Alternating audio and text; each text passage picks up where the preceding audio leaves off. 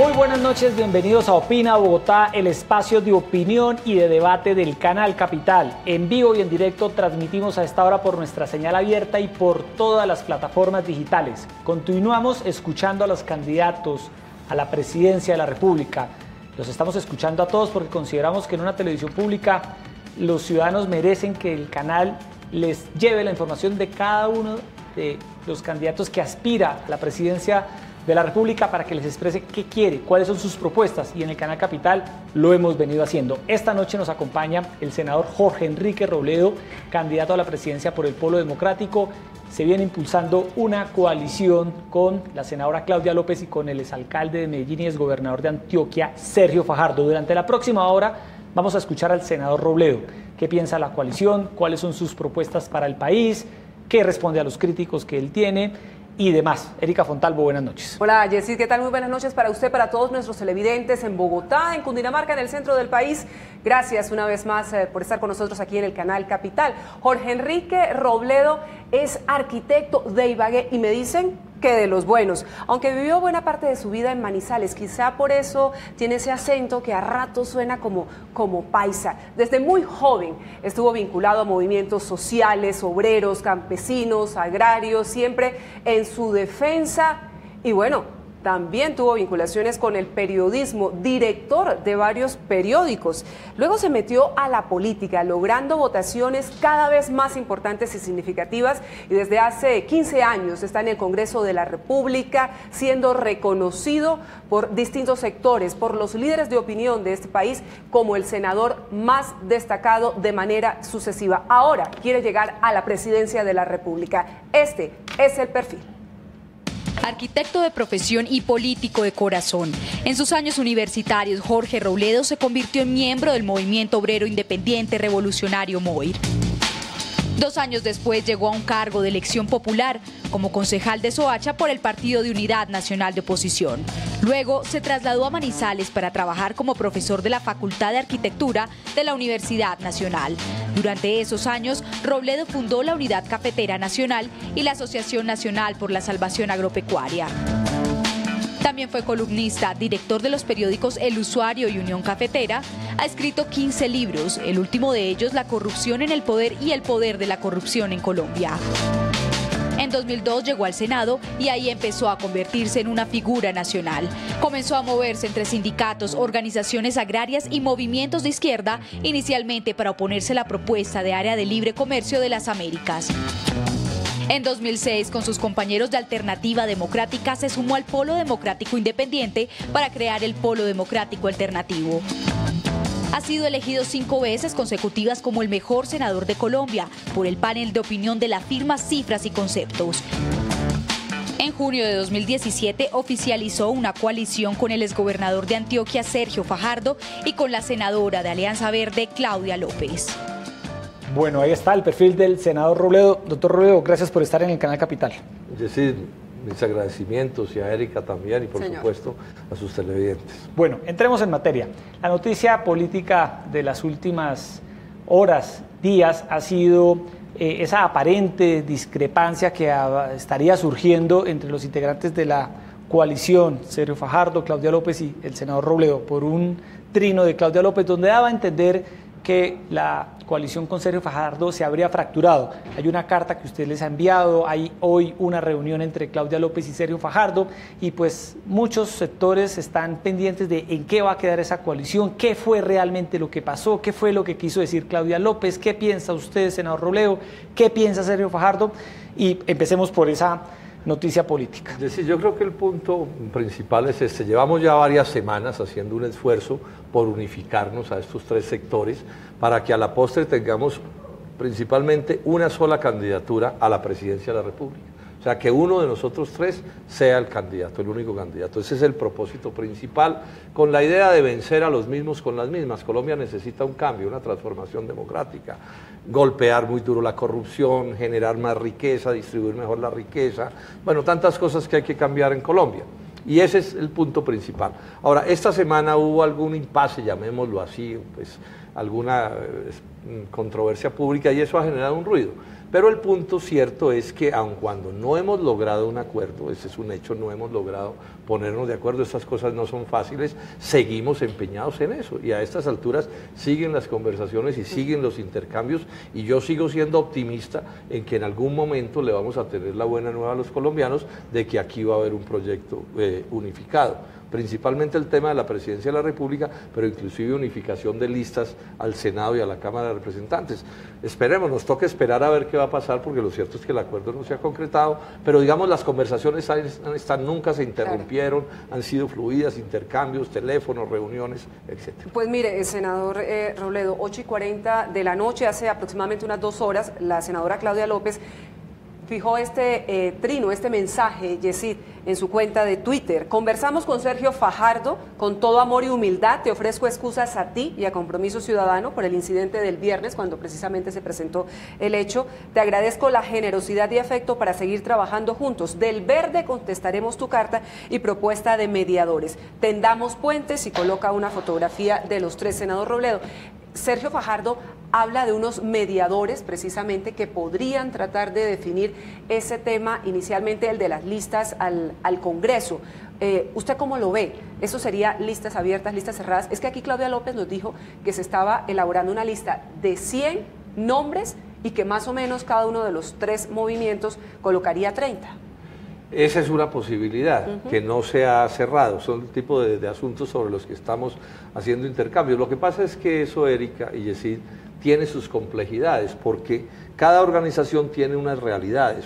Uno en la vida, si hace parte de una organización particularmente, pues no puede decidir como quiera. Hay unas realidades, unos hechos políticos, bueno, tantos detalles allí, pero digamos que eso es en lo que estamos trabajando, si la lista es cerrada, si la lista es abierta. Pero nosotros también en la carta que les enviamos a ellos decimos una cosa, estrictamente hablando, para tener una sola candidatura a la presidencia no hay que unificar las listas.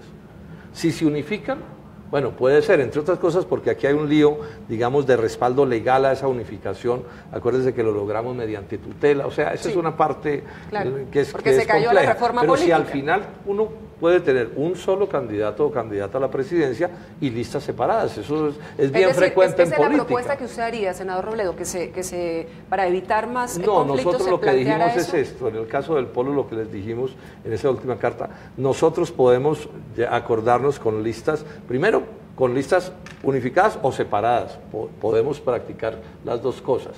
Puede ser con listas abiertas, es decir, con voto preferente o con voto cerrado. O sea, nosotros no somos, digamos, una dificultad para ese proceso, pero eso no quiere decir que las otras partes puedan tener la misma posición que nosotros tenemos. Entonces, estamos intercambiando a ver cómo encontramos los puntos de coincidencia. Sí, senador Robledo, pero ¿qué fue lo que pasó? La gente que los respalda a ustedes quiere saber qué fue lo que pasó. Es decir, ya varios días después ha habido momento para la reflexión, para sopesar qué fue lo que se dijo o qué fue lo que se quiso decir. Usted ha actuado también en un papel y buena parte de sus mensajes ha sido como de actuar como un mediador. Si surgió alguna discrepancia, ¿usted qué análisis hace hoy ya varios días después? No, yo pienso, bueno, digamos que hubo un trino que generó un ruido.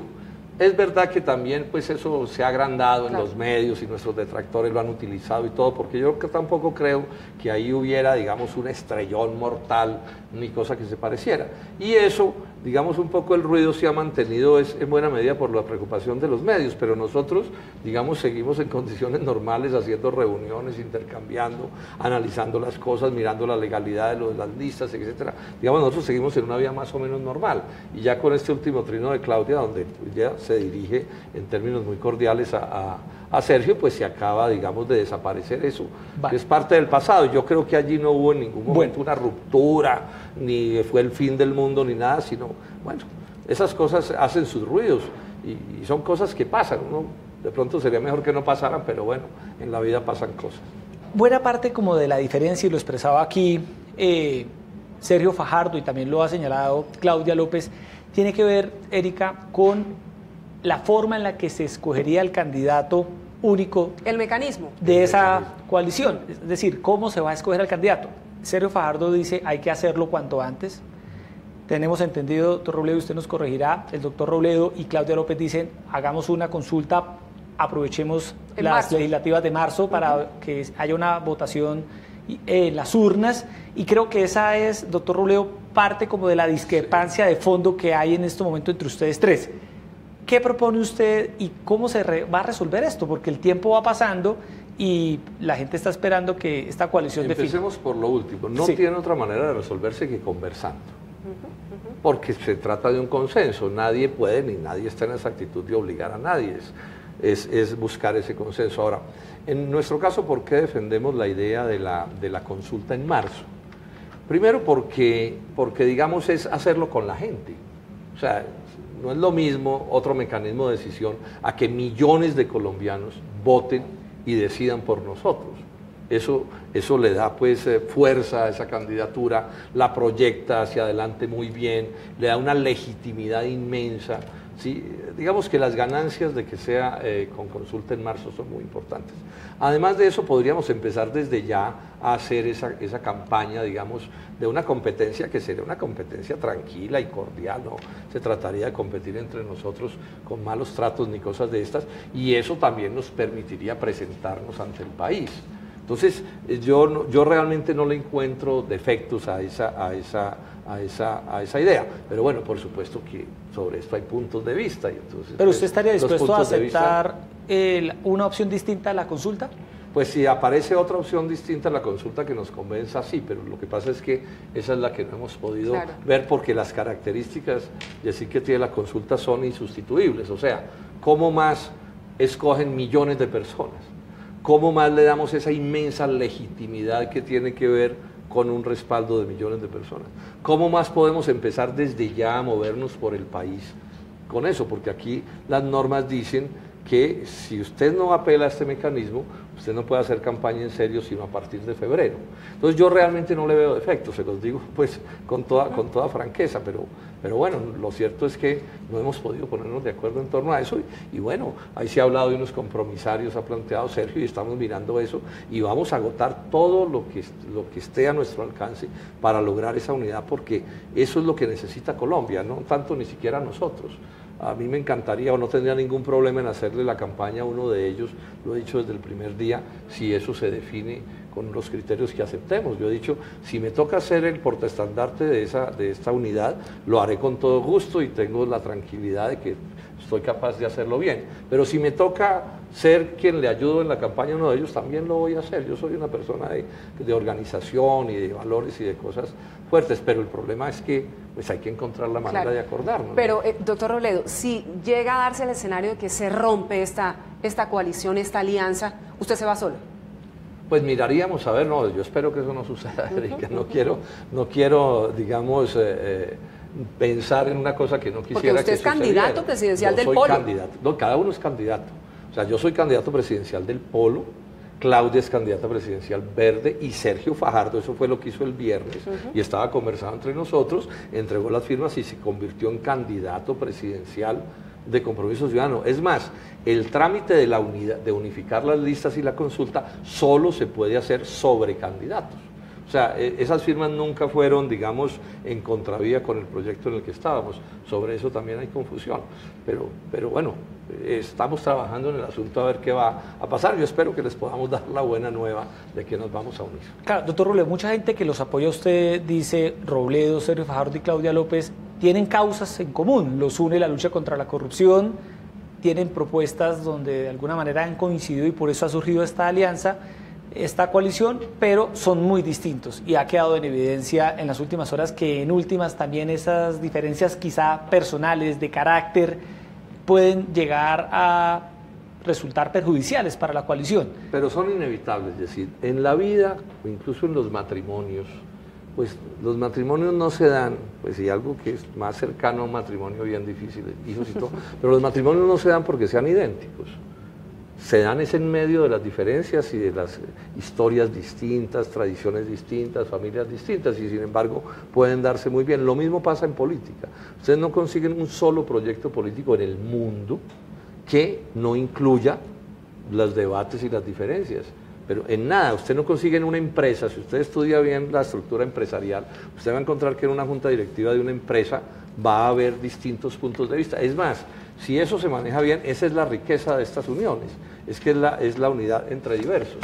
Ahora, en este caso nuestro estamos trabajando ya desde hace días unos compromisarios nombrados en encontrar un programa, o sea, unos puntos de coincidencia fundamentales. No se trata de identificarnos en todo, pero sí unos puntos fundamentales que nos permitan unirnos. Pongo un ejemplo, pero podrían darse más. La lucha contra la corrupción, eso nos unifica.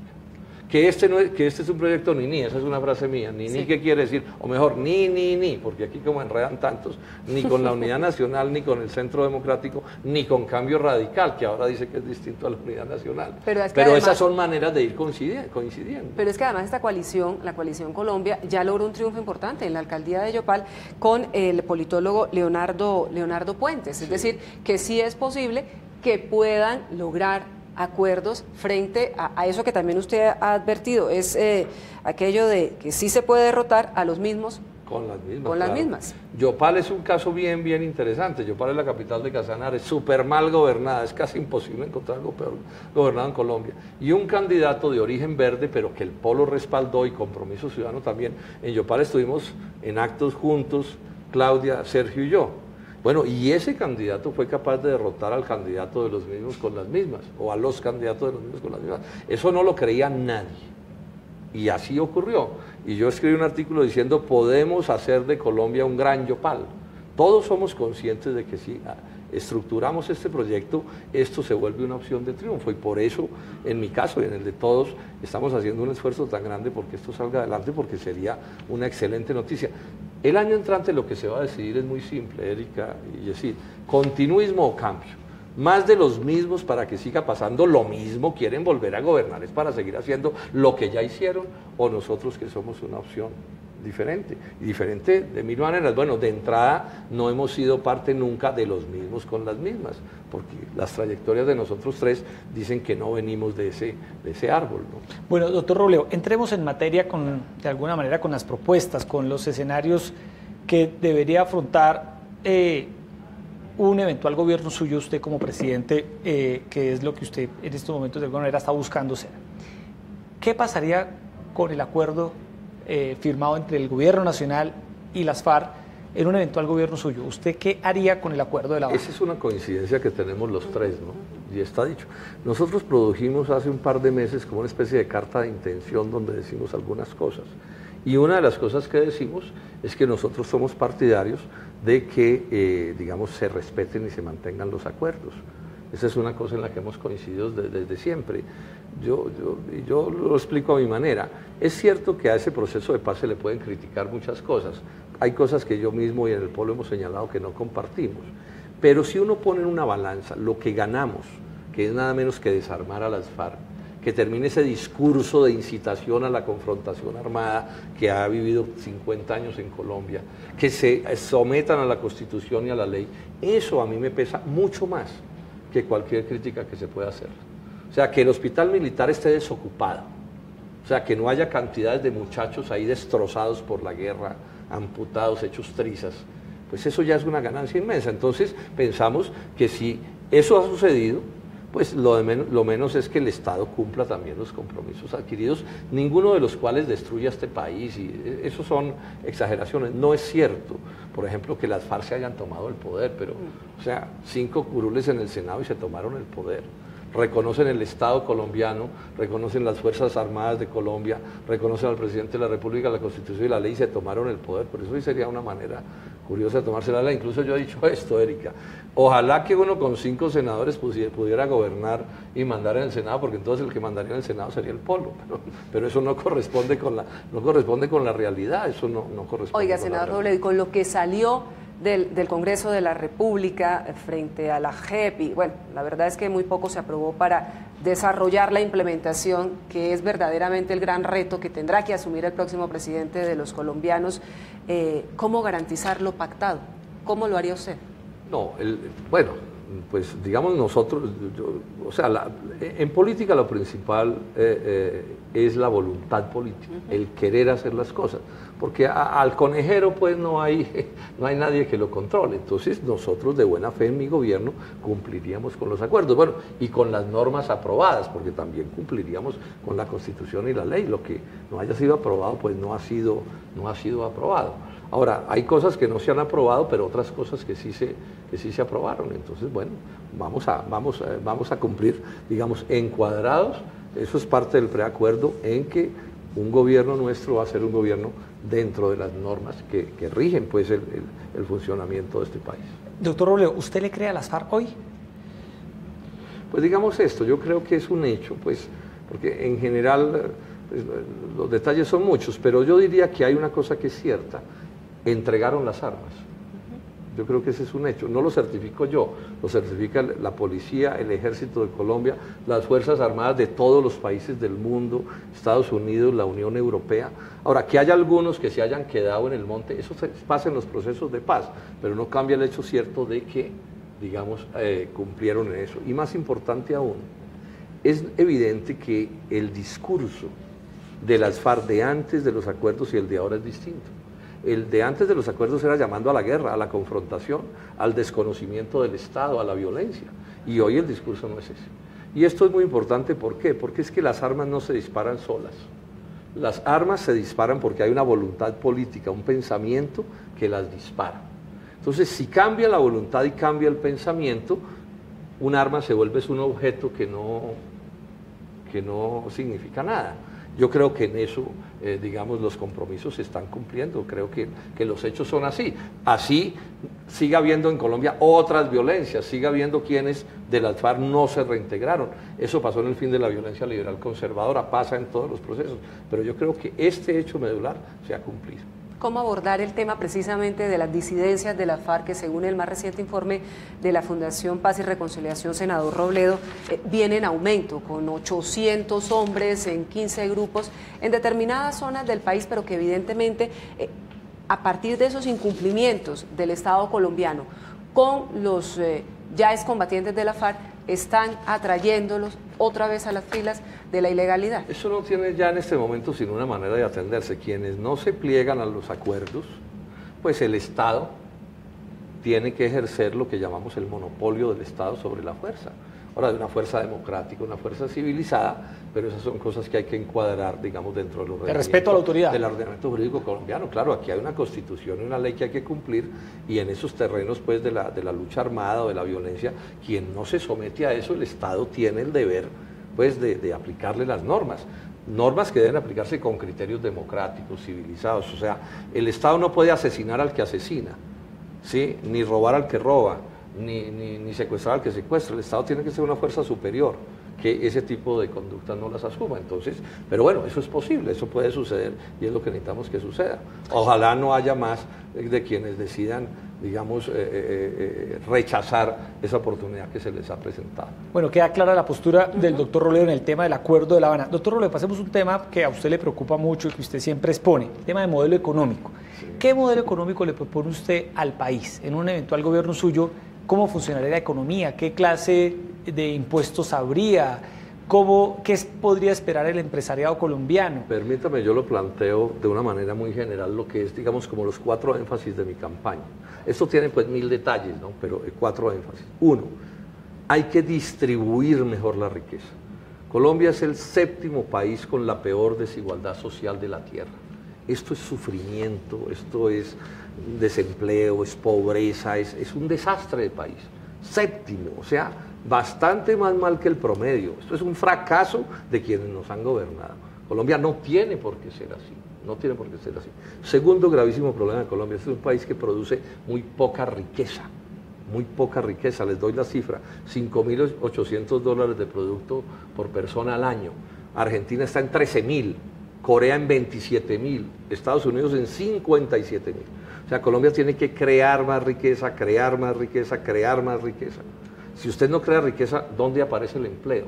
Claro. Si usted no crea riqueza, usted no tiene recursos con que construir vías, hospitales, todo tipo de cosas. Entonces, ese es un punto de gran énfasis, y aquí sí que han fracasado quienes nos han gobernado. Sí que han fracasado, no pueden decir que no han fracasado. El modelo económico, de economía de mercado que se ha aplicado en Colombia, ellos, los que lo han dirigido, y son 3 o 4, han fracasado. Tercera idea que me preocupa mucho, el horror de esta violencia entre los colombianos. La violencia, me refiero a la de la discriminación, Erika. O sea, aquí no puede seguir siendo Colombia un país donde a las mujeres, o a los negros, o a los indígenas, o a los LGBTIs, los asesinen por el simple hecho de su condición, o los maltraten. Eso es completamente inaceptable, y ahí hay que hacer un esfuerzo grande. Y cuarta idea, lucha sin cuartel contra la corrupción. Contra la corrupción, porque la corrupción en Colombia, que es uno de los países más corruptos del mundo, somos 126 entre 140 en la peor corrupción. Alguien me decía en estos días que entre los corruptos están haciendo una colecta para ver cómo compramos el primer puesto en corrupción, ¿cierto? Para que nadie nos lleve a ninguna ventaja. Tema... Pero escúcheme, tranquilo. Esto, Jessy. Esa corrupción tiene, a mi juicio, dos características que la hacen demasiado grave. La primera, que bueno, si se roban la plata de un hospital, pues eso es gravísimo. Pero más grave aún, la corrupción fue la manera como el sistema político colombiano se las ingenió para poder gobernar de la peor manera y ganar las elecciones. Entonces aquí no es raro que un politiquero arruine a los campesinos de una zona agraria de Colombia y esos campesinos terminen votando por él. Aquí no es raro que se destruya, por ejemplo, la industria antioqueña, como la destruyeron, y sin embargo los antioqueños voten por quienes los dejaron sin empleo. ¿Sí? Y ese tipo de cosas son de una gravedad inaudita, porque no hay el control mínimo de la democracia, que es el que gobierna mal pierde. No, ellos gobiernan mal pero ganan. Eso es lo que hay que romper en las elecciones del año entrante. Doctor Robledo, en ese tema económico, 2 preguntas puntuales. ¿Usted renegociaría los TLC? Y segunda, ¿aumentaría impuestos? Sí, sobre eso digamos esto, Jessy. Lo primero, el lío con los TLCs es que nos pusieron a importar lo que podríamos producir en Colombia. 13 millones de toneladas de productos del agro estamos produciendo en Colombia. Entonces, no puede haber agro si en vez de producir en Colombia traemos del extranjero. Ahora, lo que no produzcamos, traigámoslo, pero es que estamos hablando de traer. ¿Usted los renegociaría? Yo entonces creo que hay que renegociarlos porque si no, no hay. ¿Pero eso es posible, doctor? Claro que es posible. ¿Cuáles TLC, las normas lo permiten. ¿Cuáles TLC renegociaría? En general todos los TLC. Estados Unidos, Unión Europea. Sí, en general todos los TLC, porque nos crean problemas muy semejantes. Ahora, renegociarlos no quiere decir que se pierdan las relaciones económicas internacionales. Una de las mentiras que aquí nos han echado es que usted sin TLC no puede tener relaciones, por ejemplo, con Estados Unidos. Resulta que Brasil y Argentina, para poner nomás 2 ejemplos, tienen relaciones económicas con Estados Unidos mucho más grandes que las que tiene Colombia y no tienen TLC. ¿Esto no asustaría a los empresarios en Colombia? No, yo no creo que se pondrían felices, porque si a alguien están quebrando los TLC es a los empresarios. Si algo ha habido en Colombia en los últimos años es una masacre empresarial.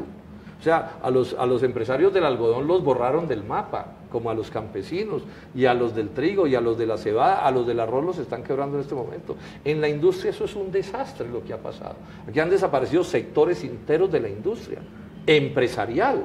O sea que los empresarios a quienes yo estoy invitando a ser parte de este proceso, me lo entienden. Ustedes no saben el cariño con el que yo siento entre los empresarios esto. Por ejemplo, Fedearroz, que es la Federación de Arroceros de Colombia, muchos de ellos empresarios, acaba de decirle al gobierno que hay que renegociar los TLCs. Es que si yo hago un negocio y el negocio no funciona, pues lo sensato es cambiarlo, es que esto es absurdo. Claro. Llevamos 27 años haciendo una cosa que no funciona. Yo les he demostrado hasta la saciedad, porque este debate se los gané todo. Están derrotados en este debate. Entonces, cuando yo digo que hay que renegociar los TLCs, la gran genialidad es que no se puede. ¿Por qué no se puede? Claro que se puede. Ahí el señor Trump está hablando de renegociar los TLCs por razones distintas a las que yo planteo. Usted no se parece a Trump, obviamente. Exacto, nada. Pero sí dice una cosa, sí se pueden renegociar. Bueno, y el tema de impuestos, ¿aumentaría impuestos o los bajaría? Sí, sobre impuestos yo he dicho un par de cosas. Uno, lucha sin cuartel a la evasión. Probablemente el problema más grave que tenemos. Dice un exdirector de la DIAN que en Colombia estamos perdiendo cerca de 40 billones de pesos por evasión al año. 40 billones de pesos. Esos son como 4 reformas tributarias. Más 50 billones por corrupción. Más 50 billones por corrupción. Pero además estoy diciendo esta cosa de manera precisa. A las pequeñas y medianas empresas la idea es bajarles los impuestos. ¿Qué es lo que sucede en otros países del mundo? Por ejemplo, en Estados Unidos y en Europa. Las empresas más poderosas pagan impuestos mayores y eso va descendiendo la tasa hasta hacia proporciones menores, que es como debe ser, digamos, una lógica tributaria. Y por último, haríamos un estudio muy cuidadoso, que no existe en Colombia, para establecer quién paga los impuestos, con precisión, no lo que digan, no los nominales, sino los reales. Entonces aquí hay gente que dice, no, es que mi sector paga 40% de impuestos. Yo le pregunto a la Diana y me dicen que pagan 20%. Eso sería una gran radiografía. Hay que estudiar esto con mucho cuidado porque, o sea, la estructura tributaria no puede ahogar a las empresas, pero tampoco puede dejar sin comida a los trabajadores. El tema que fue lo que nos IVA, hicieron en la última reforma claro, tributaria. el tema del IVA, es que hubo una misión de expertos y demás que supuestamente recomendaron una reforma tributaria integral que nunca llegó.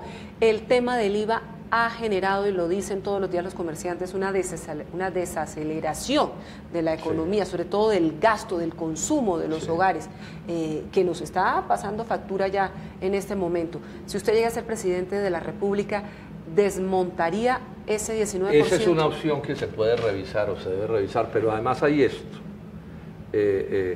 Erika. Colombia necesita un plan de choque en este momento de su economía. O sea, si usted oye a los economistas y oye inclusive a las organizaciones gremiales, ¿qué están diciendo? Por ejemplo, FENALCO, ¿qué está diciendo? No hay quien nos compre. Y no hay quien nos compre porque la gente está tan pobre que no tiene que comprar y porque el IVA los empobreció. Pero además porque el agro lo hundieron estos gobiernos de los últimos años. Las dos últimas presidencias golpearon durísimo al agro y a la industria con la enfermedad holandesa. Entonces Colombia necesita hoy como un estartazo, decíamos la otra vez. O sea, un plan de choque que permita aumentar el gasto público y generar nuevos empleos y nueva capacidad de crear riqueza como única manera de buscar que la economía salga. Entonces, sobre esto estamos haciendo un plan muy detallado. Yo espero que empezando enero tengamos una propuesta muy precisa, pues porque no se trata de estar tirando cosas como a la loca, sino de hacer propuestas concretas. Y, por ejemplo, vamos a hacer un esfuerzo grande por reemplazar importaciones. ¿Y el tema petrolero? El tema petrolero, yo he señalado esto en petróleo y en minería. Mi teoría es esta: minería sí, pero no así. ¿Eso qué quiere decir? Minería puede haber y petróleo puede haber, pero hagámoslo bien.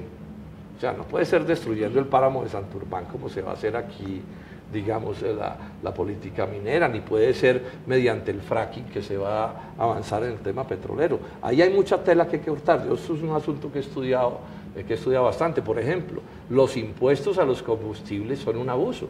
¿Cómo así que en Colombia se pagan 30% de impuestos a los combustibles, unos combustibles que consume principalmente los sectores populares y la clase media? El regalo de 139 pesos. Pesos más. Así es.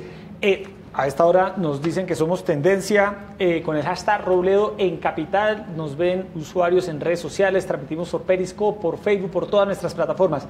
Senador Robledo, usted es una persona que está en medio de la controversia política y tiene sus contradictores. Aquí vamos a escuchar a uno de sus contradictores para ver usted qué le responde. Esto dice de usted el senador José Obdulio Gaviria.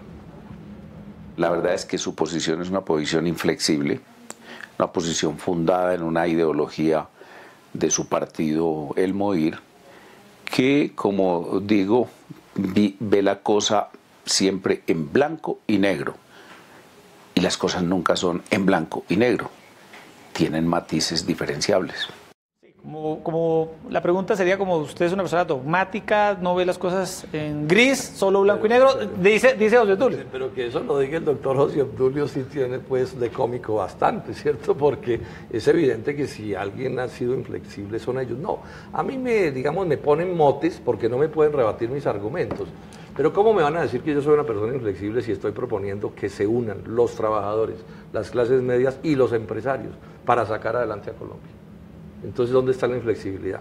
La primera organización agraria que se creó en Colombia, que incluía indígenas, campesinos y empresarios, la creó Jorge Enrique Robledo, pues con otro poco de gente. Entonces, ¿en dónde está la inflexibilidad? Si ustedes preguntan en el Congreso a mis colegas, le dirán que tengo unas relaciones cordiales con todo el mundo. El Polo es un proyecto de gran unidad. Entonces, lo que pasa es que cuando no encuentran a uno cómo rebatirle sus argumentos, le ponen motes. Pero bueno, esa es, digamos, parte de la... O también le abren investigaciones en torno a la farpolítica. El exprocurador Ordóñez también quiso involucrarlo usted en ese episodio que por vive ejemplo, el país. ese es un buen caso, ¿no? Entonces me hacen una agresión de ese calibre cuando cualquiera en Colombia puede probar hasta la saciedad que nunca, absolutamente nunca en mi vida, desde que era un muchacho estudiante de la universidad, he sido amigo de la lucha armada en Colombia. Pero no falta quien pueda decir que sí lo soy, porque parte del problema que tenemos con la política es que la mentira es un instrumento fundamental de la política, pero bueno. Y en la izquierda cabe todo.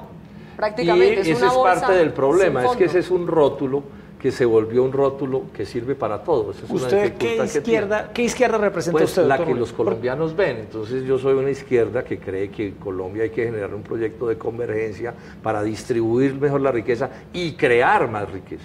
Y en la idea de la creación de la riqueza, por ejemplo, en el agro yo que defiendo, un modelo de agrario de tipo dual. O sea, que progresen los campesinos y los indígenas, pero que progresen también los empresarios con sus obreros agrícolas, porque caben todos. O sea, yo creo que en Colombia puede haber gran economía, pero también debe haber pequeña y debe haber mediana economía. Se trata es de unir a Colombia en un proyecto que, repito, cree más riqueza, distribuya mejor la riqueza y enfrente la corrupción que está, digamos, en la base de todas nuestras tragedias. ¿Y esa izquierda que usted defiende, de qué se diferencia de la izquierda que también pregonan otros candidatos? No, entonces, por ejemplo, en Colombia el nombre de la izquierda se secuestró. Bueno, yo nunca estuve de acuerdo con eso. Sí, o uno puede encontrar, por ejemplo, que hay gente que es santista y dice que es de izquierda. Bueno, pues pueden decir lo que quieran. Yo no puedo, pues por lo menos no coinciden conmigo. Ese es un rótulo. Los rótulos tienen una dificultad, es decir, es que los rótulos sirven para todo. Sí, entonces aquí hay personas que han, digamos, respaldado los dos últimos gobiernos, los dos últimos presidentes mejor, y se ponen rótulos que supuestamente los igualan conmigo. Entonces yo digo, pues el rótulo no sirve, porque aquí lo que hay que mirar es cuáles son las posiciones de las personas y no los rótulos. Yo creo que ese par de rótulos están como mandados a recoger, porque se prestan para mucha manipulación. Entonces yo le pongo así un rótulo, XXX, el que sea, sí, y después cojo esas 3X y digo, XXX es sinónimo de ladrón, de bandido, de asesino, de lo peor. Y cojo ese cosa, ¡pum!, se lo pongo a usted, ¿sí? ¿Cierto? Sí, claro. Eso es un truco barato, pero bueno, funciona.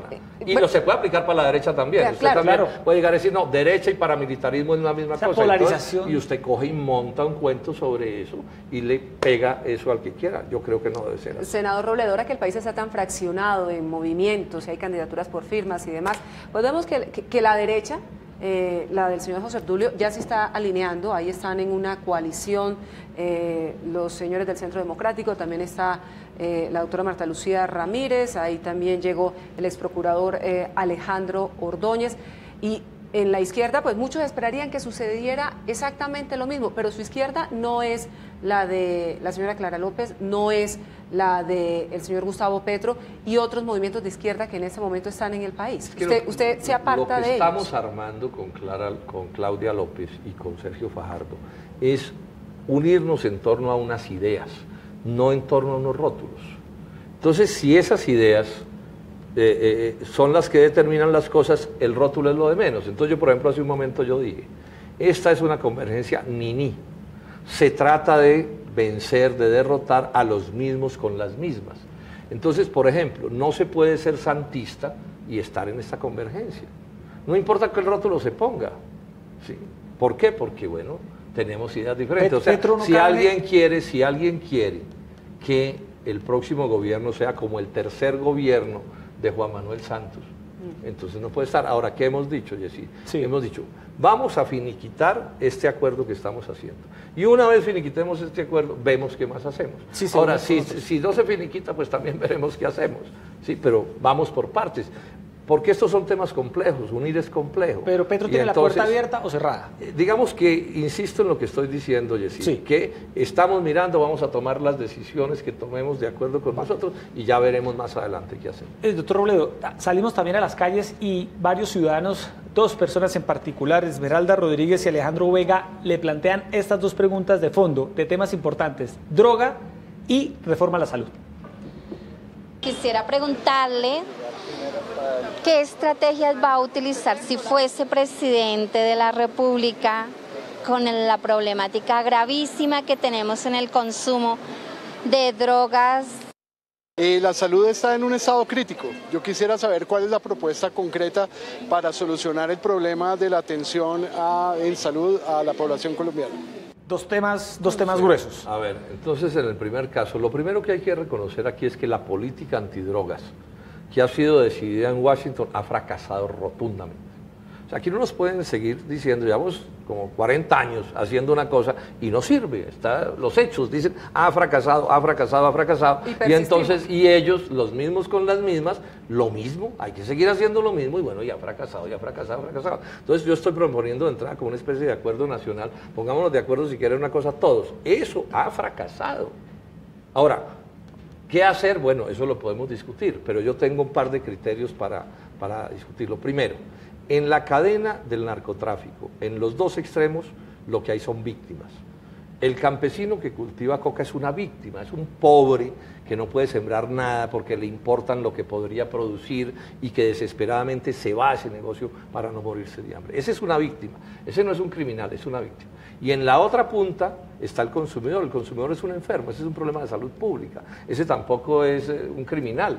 Entonces hay que dar ese tratamiento. Y en la mitad está el narcotráfico. Y al narcotráfico pues hay que combatirlo. Por supuesto que hay que combatirlo, pero hay que combatirlo también con criterios democráticos. No puede ser pues arrasando. Y yo creo que Colombia tiene que plantear con toda tranquilidad, pero un diálogo, un debate franco a escala mundial. ¿Qué se va a hacer con esto? Porque aquí no puede ser que Estados Unidos nos imponga lo que estamos haciendo. Fracasa por completo lo que estamos haciendo y allá uno no los ve que hagan nada. Pero pues que hagan algo que valga la pena. Ahora, no podemos tomar decisiones unilaterales en el concierto internacional, yo soy responsable de mis cosas, pero sí digo, hay que plantear algo con las debate. miles de hectáreas que están en este momento cultivadas. Sí, se pueden seguir erradicando. Yo no soy amigo, no soy amigo de la fumigación. No, porque cuando se fumiga la coca, las vacas, los burros, la señora, la abuelita, el niño, la gallina y todo el mundo. Eso es una medida absurda. Erradicación voluntaria. O no voluntaria, pero digamos, en condiciones manuales. Bueno, el otro tema, reforma a la salud. ¿Qué haría usted mañana con las EPS en Colombia, por ejemplo? Yo he señalado como frase de que resume el asunto, no más EPS. ¿Las acabaría? No más, pero digamos digamos en este sentido, cualquier sistema de salud necesita administración, que es lo que se supone que hacen las EPS. Entonces, seguirá habiendo administración, pero lo que no podrá hacer es que sea como es ahora. Entonces, en ese sentido, no más EPS, o sea, administración sí, pero con otro carácter, completamente distinto. Este es un tema que yo he estudiado mucho. En el mundo de la medicina y de la enfermería, todos saben que este es un tema que yo he trabajado bastante, tenemos una propuesta muy en detalle, es un tema complejo, pero ahí volvemos a lo mismo, ha fracasado lo que están haciendo. No lo cambian, ¿por qué? Porque aquí hay unos compadres que ganan mucho. Voy a decir una cosa con franqueza. Uno de los hombres más poderosos en el sector salud, en el negocio de las EPS, abogado de Palacino y todo, es hermano de uno de los candidatos a la presidencia de la República. Este es un ejemplo clásico de lo que yo digo, que no pueden seguir gobernando los mismos con las mismas, porque si vuelven a ganar los mismos, pues seguirán las EPS como las reyes de la economía. Sufren los pacientes, sufren los médicos y las enfermeras y sufren las clínicas privadas y los hospitales públicos.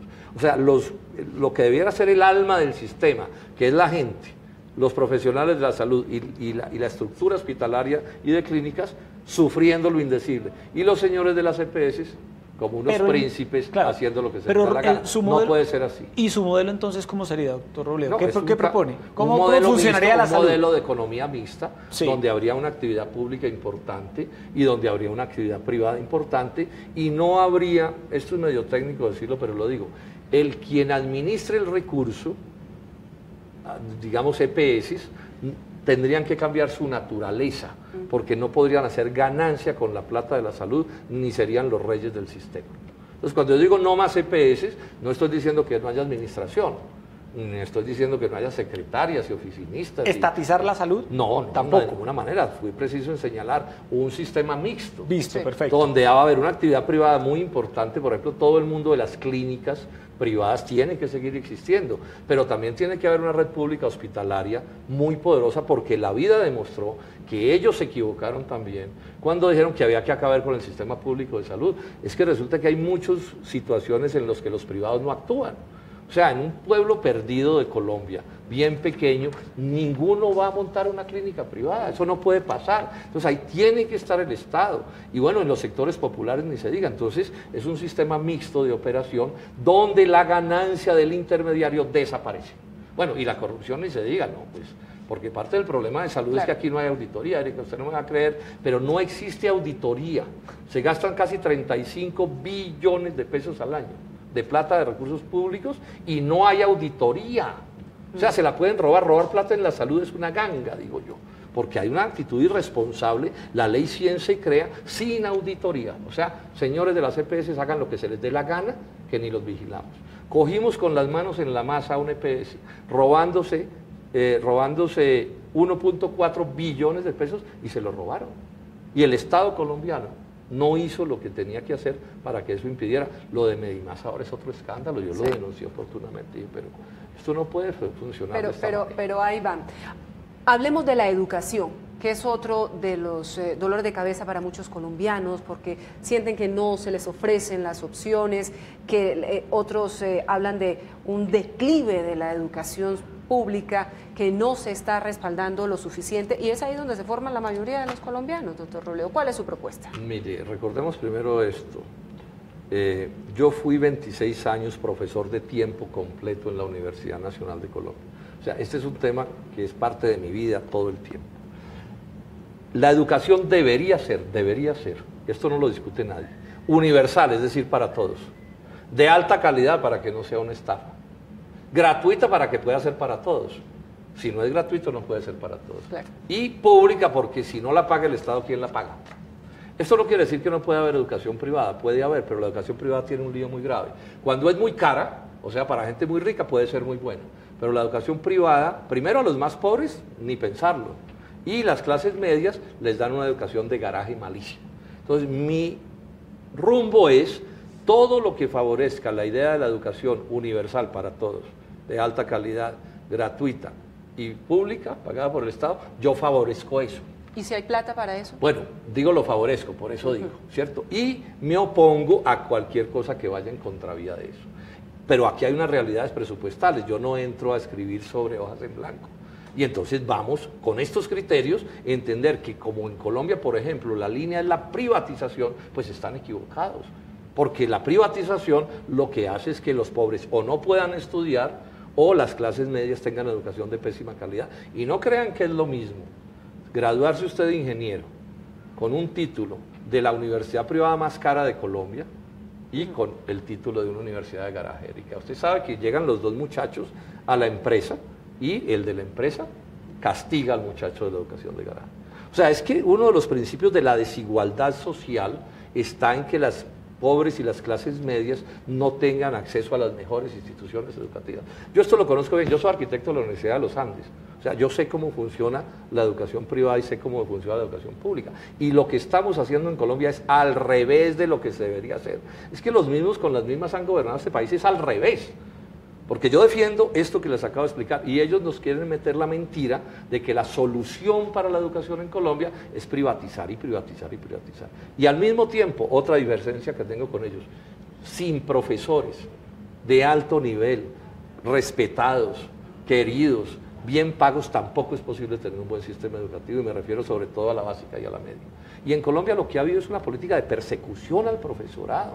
O sea, en todos los países del mundo los profesores se valoran, se respetan, y aquí siempre nos los han presentado como lo peor de Colombia, y no lo son. Sin ellos no tendríamos nada de lo que tenemos, y yo sé lo duro que es ser profesor. Entonces, se trata de otro asunto. O sea, yo llevo toda mi vida en la oposición no por un capricho, es que tenemos ideas distintas de cómo se debe gobernar. Y la vida prueba que ellos han fracasado en la solución de los problemas nacionales. A unos cuantos les va muy bien, y a mí no me choca que a alguien le vaya bien, ese no es mi problema, pero a mí sí me molesta que a tantos les vaya tan mal. Doctor Robledo, hablando de educación, el rector de la Universidad del Rosario, José Manuel Restrepo, le plantea la siguiente pregunta. En materia competitiva, Colombia lleva varios años rezagado, estancado o aún perdiendo posiciones comparado con otras naciones del mundo entero. Un tema central para avanzar es la innovación. ¿Cuál va a ser su estrategia puntual para mejorar en materia de innovación, ciencia y tecnología. ¿Cómo vamos a lograr, a través de este esfuerzo, avanzar en materia competitiva?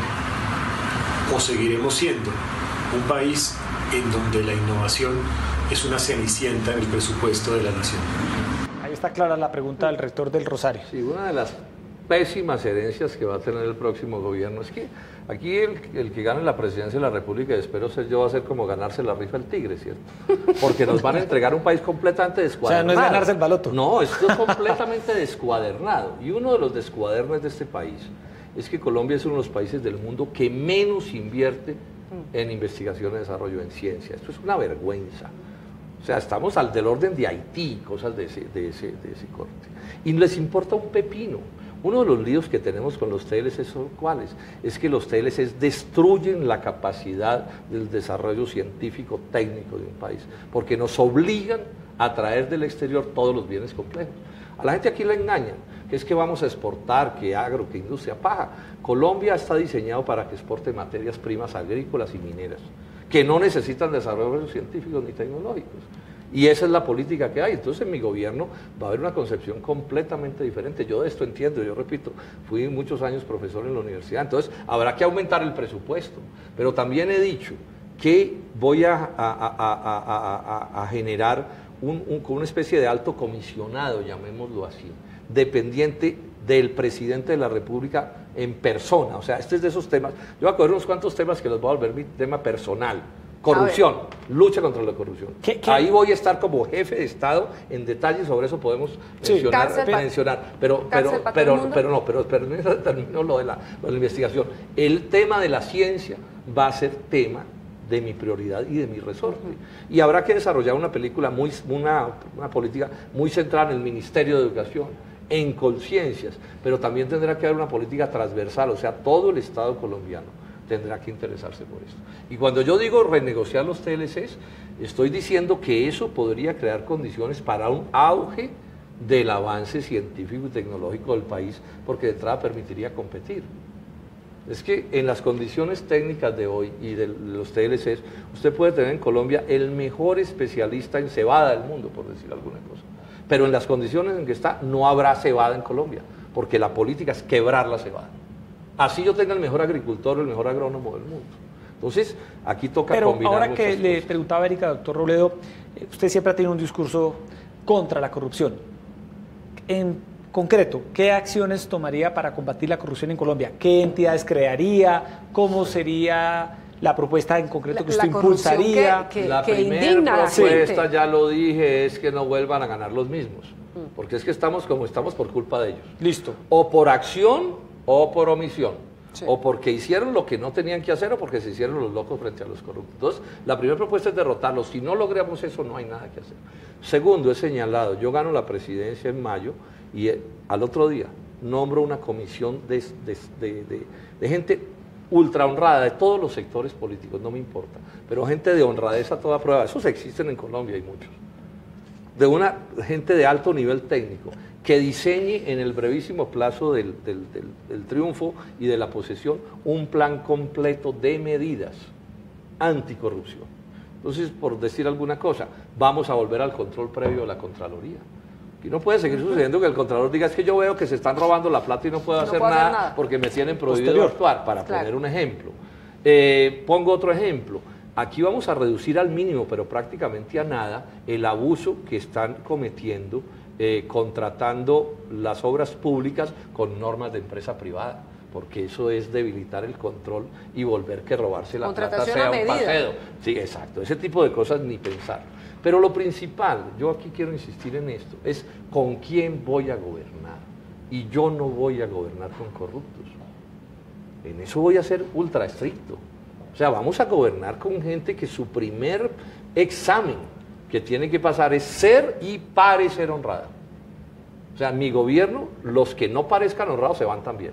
O sea, vamos a poner una cosa súper dura en esto. Y bueno, y otras muchas medidas que podrán tomarse, pero lo primero es la voluntad del Estado. Es que si no hay voluntad política para hacer las cosas, no se hace. Y aquí nunca ha habido, nunca, ningún gobierno que haya encabezado una lucha de verdad frontal contra la corrupción. Miren, en este momento se está aprobando una ley, hoy casi la votan en el Senado, una ley que me temo que la van a aprobar todos ellos, que señala que si un corrupto contrata un crédito con un banco y el corrupto no paga, no le paga al banco, el Estado le paga al banco, para favorecer a Odebrecht y para favorecer a los banqueros de Odebrecht. No, ¿hasta dónde va a llegar esta desvergüenza con el cuento de que no sé qué y le dicen a uno cosas? No, oye, no doctor, puede ser así. Que doctor se tapan Robledo, con la misma cobija. doctor Robledo, se nos Hay empieza... un pacto de impunidad y de corrupción en Colombia. Voy a decir una cosa bien dura. Sí. ¿Qué país del mundo tolera que el fiscal sea el doctor Néstor Humberto Martínez Neira? Doctor ¿Qué Robledo, más untado, pregunto yo? ¿Hay alguien más untado en Colombia de todos los escándalos de corrupción de los últimos años? O sea, no es garantía de imparcialidad, no es garantía de objetividad, porque por donde se mueva se tropieza con sus amigos o con quienes lo han contratado en los grandes negocios. doctor Robledo, se nos empieza a acabar el tiempo, estamos cerrando estas entrevistas con un modelo. Le voy a mencionar unos nombres y usted nos dice qué palabra se le viene a la cabeza. Ese es el test ácido. Terrible. No, sí, ustedes ya se lo habrán preguntado 1000 veces. Bueno, empecemos. Álvaro Uribe. No, un contradictor enorme, ¿no? Vargas Lleras. Otro contradictor enorme. Sergio Fajardo. No, estamos bregando a unirnos con Sergio, claro. Claudia López. También estamos en el mismo proyecto. Gustavo Petro. Pues una persona bastante diferente a mí. Timochenko. El jefe de las FARC, esperemos que haga todo el esfuerzo porque esos acuerdos se cumplan religiosamente. Nicolás Maduro. No, el presidente del país vecino. Donald Trump. Difícil encontrar un presidente de Estados Unidos peor que este. Dos preguntas rápidas. ¿Usted crearía algún ministerio nuevo a los que ya funcionan en Colombia? Sí, he dicho ¿Cuál? que voy a crear un ministerio de la pequeña y mediana economía urbana y rural. Listo. Urbana y rural. Si no creamos más riqueza y si no la crea en buena medida la pequeña y mediana economía, no se va a poder. Bueno, lo que sí es claro, Erika, es que Robledo ya dejará de ser congresista. ¿Cuántos años duró usted en el Congreso, doctor Robledo? Pues en julio voy a completar 16, ya es Bueno. hora de que me pongan otra cosa. Usted Espero ya, ser el presidente. sí o sí, no va a ser Sí, congresista. ya que me desanave, yo creo que creo que le presté con honradez mi servicio al país Le en entrega esa la esfera. bandera a Aurelio Suárez. Aurelio Suárez. Sí, o a los Bueno, el Polo va a tener una lista de lujo y espero cualquiera de ellos Y lo va a hacer muy una bien. palabra para resumir el Congreso.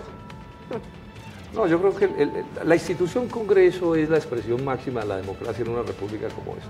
Entonces el problema no es el Congreso, el problema son las mayorías que ha habido en Colombia. Son los congresistas. Y esas mayorías, mal orientadas por los gobiernos, entre otras cosas, y los ministros, pues tienen, digamos, las malas decisiones que son tan comunes en ese Congreso. Doctor Robledo, gracias por estar acá en Opina Bogotá de Canal Capital, por responder por contar sus propuestas, por responder todas las dudas, por responder a sus críticos. De eso se trata este espacio.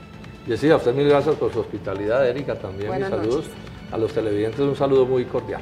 Erika, muchas gracias. Se nos acabó el tiempo. Y aquí estamos, Yesid, como nos comprometimos el primer día, conociendo las propuestas de todos los candidatos a la presidencia de la República que han aceptado esta invitación del Canal Público de Bogotá, el Canal de la Gente, el Canal Capital.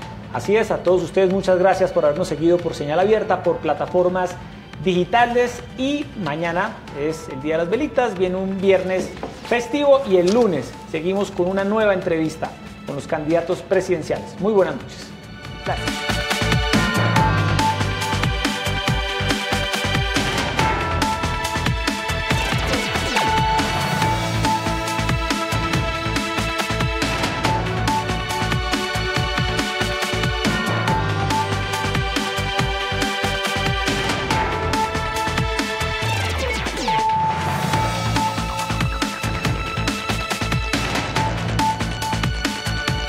Un artesano no solo teje con sus manos, en cada pieza también deja el corazón. Expo Artesanías 2017, hechas con el corazón. Del 6 al 19 de diciembre en Corferias.